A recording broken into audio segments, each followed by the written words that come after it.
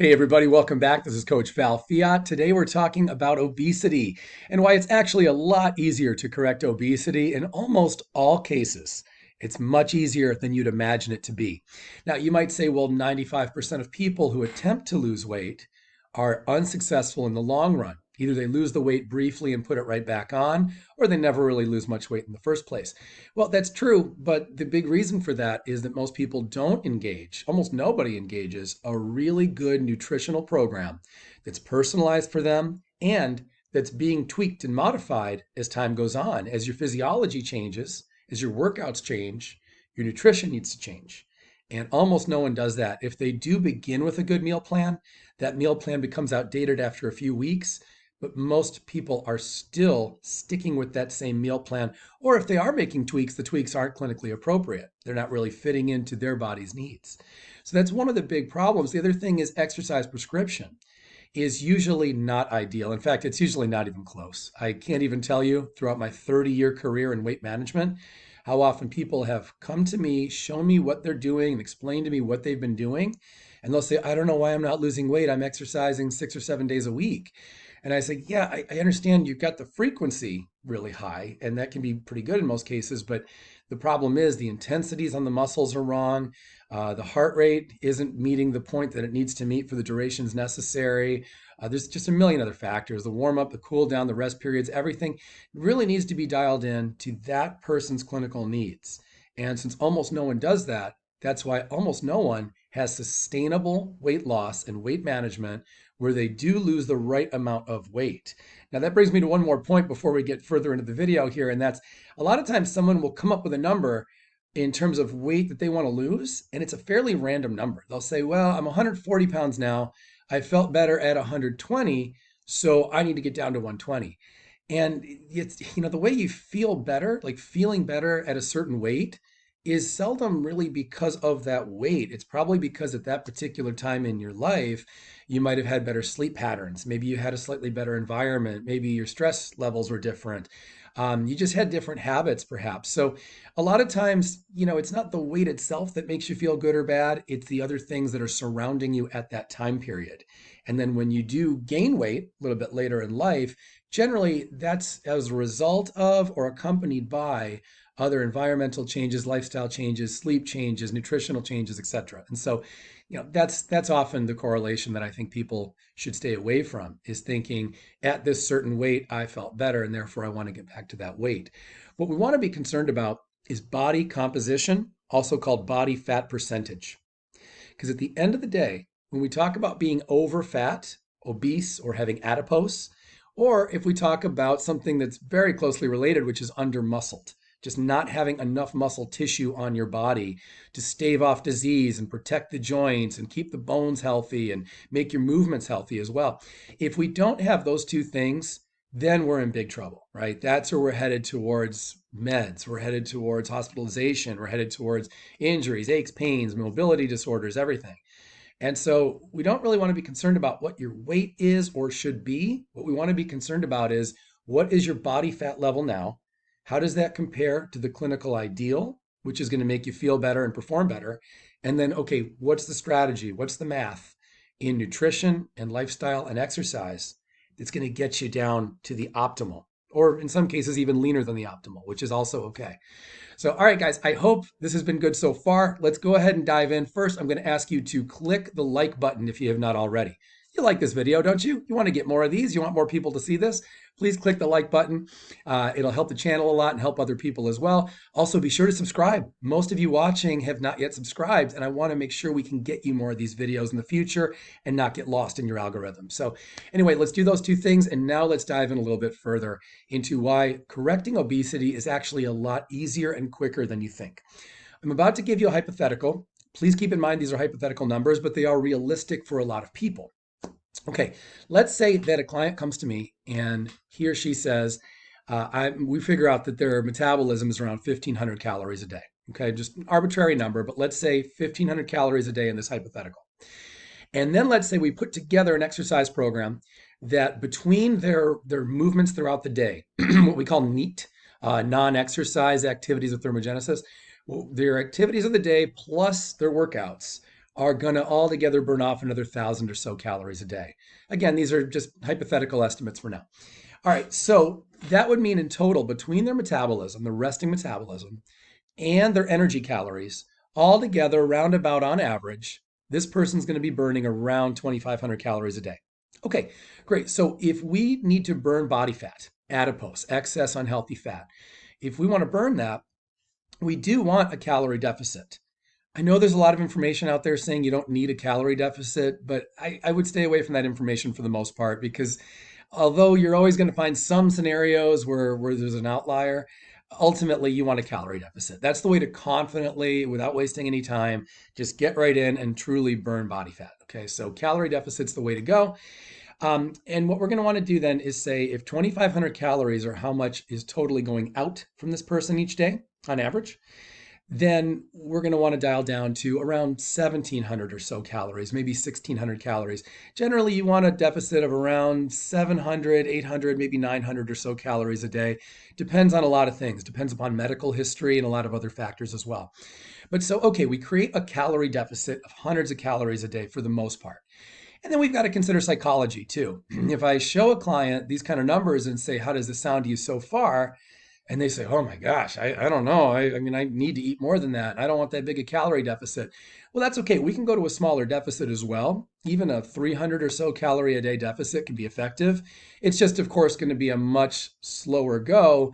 And that, for psychological reasons, can make people want to bow out of the program. Because if you've been at it for a couple of months and you're barely seeing much weight loss or fat loss, then that's not very motivating and you're less inclined to stick with it. But anyway, that's more for another video. So I've talked about the calorie deficit that we're creating here of a few hundred or several hundred calories per day on average. Again, keep in mind it's an average because you're not necessarily going to be working out every single day. We're probably going to have some days off. And at the same time, some days you can eat a little bit more than others. So it's a raw average, but you're going to have this calorie deficit. Now think about this. 1 pound of body fat is almost 3,500 total calories. So if your calorie deficit is, let's say, around 700 calories a day, and you stick to that for 5 days straight, by the end of the 5 days, as a roundabout average, you'll have roughly burned about 1 pound of body fat. Now, there's hormonal factors that are going to go into that. Your quality sleep is going to have a huge component there. I mean, if you're just not getting enough sleep or enough quality sleep, then that can certainly reduce that efficacy as well. And there's other components as well. And there's so many there's endocrine disruptors in our food. There's so many things going on in our environment as well that can slow down that process. But if we're taking charge of enough lifestyle factors, and environment really counts as lifestyle in many ways because you can choose a different environment in most cases. But if we do everything just right, we can create a program for you where about every 3,500 calories or so, you're probably going to burn about a pound of body fat or close to it. So that's the general way that we want this math to look. Now, here's the surprising thing that almost nobody realizes. When they see this meal plan and they say to me or to their coach, they'll say, oh gosh, I just don't know if I can eat that way for the rest of my life. We've got a limited amount of food. I'm going to be a little bit hungry between some meals. I never get to just really pig out or indulge at all. This doesn't look good for me. Here's the important thing you got to know. And this may or may not be surprising to you, but my experience, it's shocking to most people. You don't need to be on a calorie deficit for the rest of your life. In fact, you're not even going to be on it for all that long. Because once we get you down to an optimal healthy body fat level, once your body composition is in a safe zone where it suggests low risk for cardiovascular disease, low risk to damage the joints and do all these other horrible things to your body, once we get your body composition to that zone, or to whatever zone you're going to be happy with, maybe you're comfortable being a little higher or you want to be a little lower than that. Once we get you to where you want to be, now we go to the maintenance phase. Maintenance can be the whole rest of your life. The maintenance phase means you no longer need a calorie deficit. Please internalize what I'm telling you here. So in this hypothetical of 2,500 calories a day are what you have going out, and now we're only eating, let's say, 1,700 or so calories a day. Now, once we reach the optimal body fat percentage for you, where you no longer have excess fat to lose, now we can bump back up to that 2,500 calories, and that's how much you can now consume every day. Now, please keep in mind that things are going to change by then anyway. So that 2,500 value is probably going to be a little different because as you lose body fat, that's going to influence your total metabolism. which was part of that number, right? That 2,500 calories. And so metabolism is going to be a little different for that reason. It could also be different because you could be gaining muscle. So we got to keep redoing the math. Like I mentioned earlier, we have to keep tweaking what your nutrition needs to look like. But the point is, and what your metabolism is as well, we have to keep refiguring where that is. But the point is, if you started off with, let's say, a 2,500 calorie a day deficit between your metabolism, your energy calories, and then your workout calories all put together, and now at the end of your program, you reach the right body composition, and now you're, let's say, around 2,400 or something like that. That's how much you can now eat every day on average without gaining any body fat. Ideally, we're still going to keep you on macros. Okay. You're still going to need a certain percentage of those calories to come from protein, a certain percentage to come from fats, and to come from carbs. Because if you were to consume, let's say, 2,400 calories a day and it was mostly all carbs and not enough protein, that's going to be to your detriment as well. Hormones are going to be going crazy and you're not going to sustain muscle mass very well, and you will have other problems. But what I'm saying is that you don't need to be in a calorie deficit unless you're trying to lose body fat. And that's a really important thing. So you can go the rest of your life maintaining the lean tissue that you have, the muscle mass that you have, and maintaining those healthy levels of body fat and feel great and have great hormone secretion and not have to make yourself hungry all the time. You're just going to have to follow a few simple rules, but you will maintain that lean mass. Now, I've got one more great big surprise for you. Now, you might be thinking to yourself, well, I still every now and then want to kind of jump off of that though. I don't want to be that structured, and I certainly understand this. People say to me, I don't want to be that structured. I don't want to have to count macros every day for the rest of my life. This is where a coach like me often says, well, all right, what if you did that 5 days a week? And then on the weekends, you didn't quite have to follow the plan exactly. And usually people say, oh, that sounds pretty good. Okay, Monday to Friday, I'll follow my macros. And then Saturday, Sunday, I'd like to have a little bit more food. Okay, well, here's what we can do in a case like that. That's where we could say you're still going to keep some track of what you're eating. And it's so simple now with different apps and things. It's just a really easy thing to do. But now instead of eating the, let's say, 2,500 calories a day in your maintenance plan, now you can go up to, we're going to say 3,000 or so. Okay, maybe 3,200 even. All that means is that now we have to burn off those extra calories with more exercise. All right. But again, we can dial that in and figure out what that's going to be. So if you're going to overconsume for your body each weekend by, let's say, 1,200 or so calories, okay, well, that's for many people just a couple of workouts, sometimes even one big workout. So we can just factor those in to your next upcoming week. And therefore, it's like you're kind of just having this tug of war with calories. You know, you go a little over and you get a little bit too many calories for a couple of days over the weekend, and then you get a little bit better, you know, over the week. You burn some of that off. So we can create really formulaic plans to make sure that your numbers are adding up and giving you what you deserve for the long term. So anyway, guys, look, I hope this video has been really helpful for you all.